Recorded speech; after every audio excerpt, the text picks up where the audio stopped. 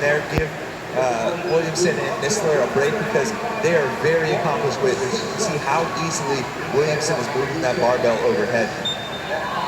And maybe conserving a little bit of energy for that last barbell might be key.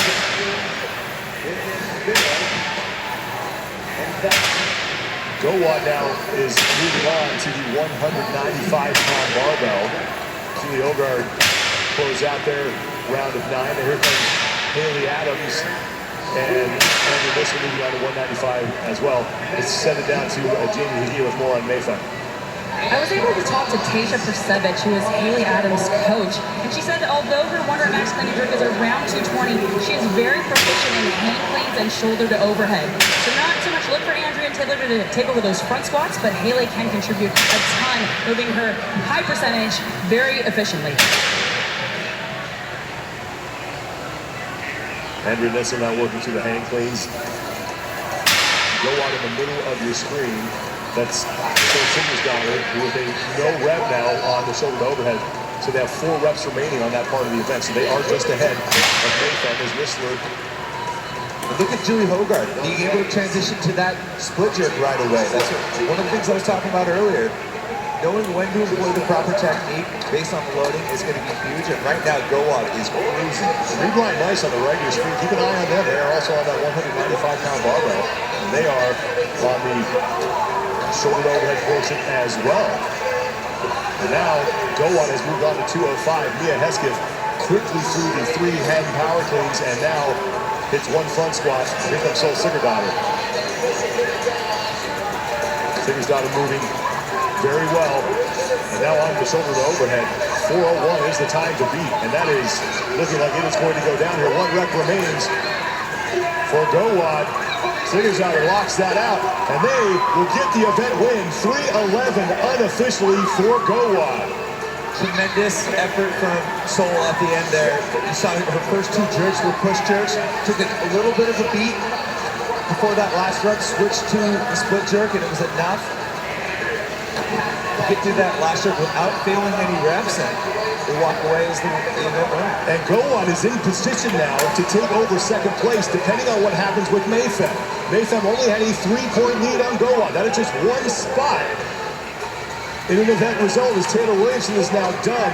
Williamson is in, so they will take second in the event, and now they will be tied unofficially in points with Gowad. Kreider now needs to worry about surrendering first place to Gowad, and Kreider still on the floor. Christian Holta with a no rep, and Freakin' Fitness's time will now be 3rd. So that means that Kreider will surrender at least 6 points, and we could have a 3-way tie here on top of the leaderboard, depending on what happens. And this is going to be a damage control event for Team Kreider. We mentioned this in the lead-off show to start the day that compared to some of the other heavy hitters, this is going to be their best event.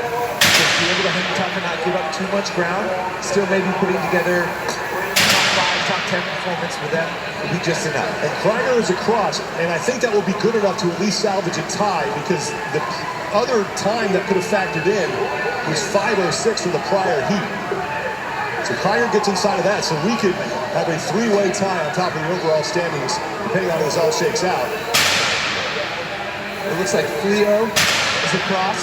See Kelsey Keel there. No surprise there. That's an athlete who is really good with a barbell in her hands. 8-minute time cap.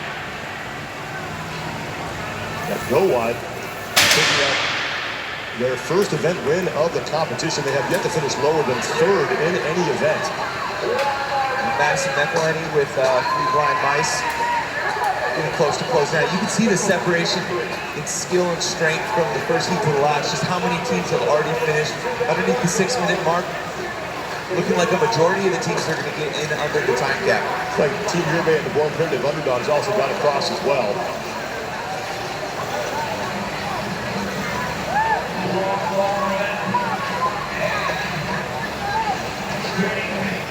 See some of these athletes stoked to get through this event. Yeah, as daunting as that last barbell is, I think a lot of teams are just looking, like you said, just to get through it, do a little damage control, and move on here.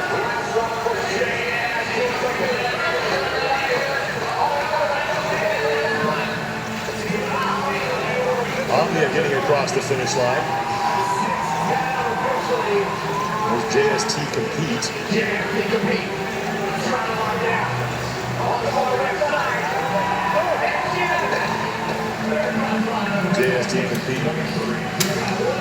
Coming in at 15th place overall. Best finish at 10th in event 2. Less than 90 seconds to go. And it looks like there's only just one team on the floor. And you look at the crowd here, it's Friday. Yeah. I have a feeling, Sean, a lot of people are, in quotes, working remote this weekend for Friday. Team Urbay got across.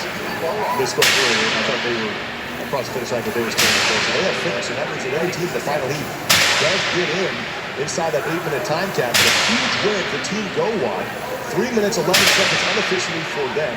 Mayhem is going to take Metcon will take second, and the Team Krieger unofficially will take third. And if that is the case, very likely we could have a three-way tie atop the overall standings between Krieger, Metcon, and Gowon.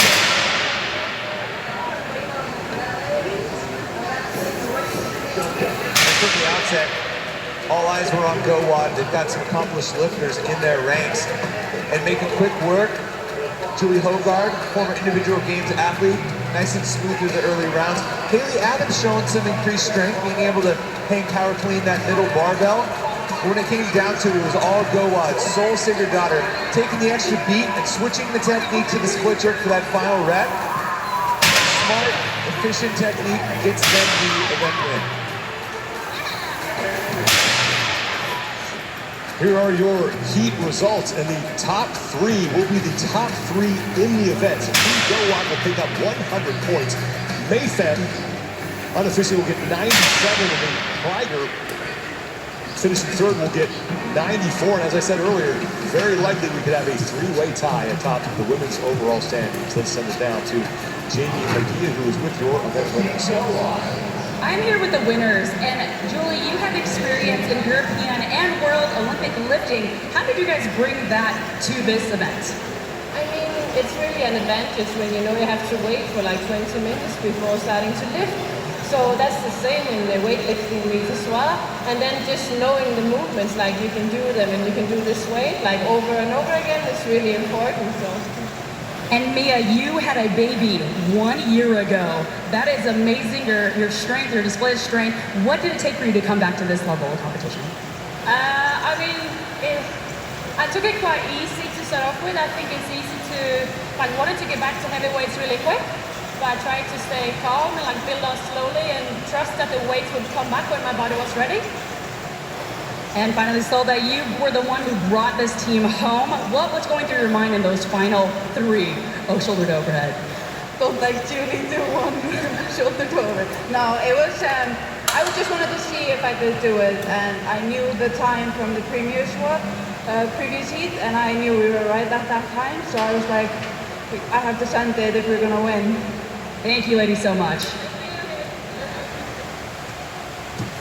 And after three, it is all tied up in points. Krieger does have the tiebreak, though, because they do have two event wins, but 291 points of Krieger, Gowon, and Mayfen.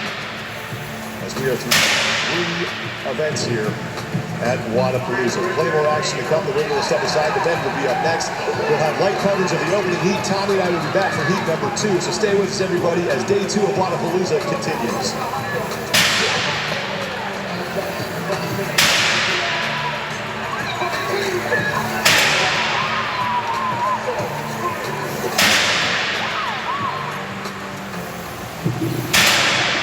What does it take? How do I train? What do I eat? How much do I sleep? How do I react? What if this happens? What if that happens? It all adds up. It's not about what I do. It's about what I don't do. No excuses. No shortcuts. No gimmicks. No tomorrows. No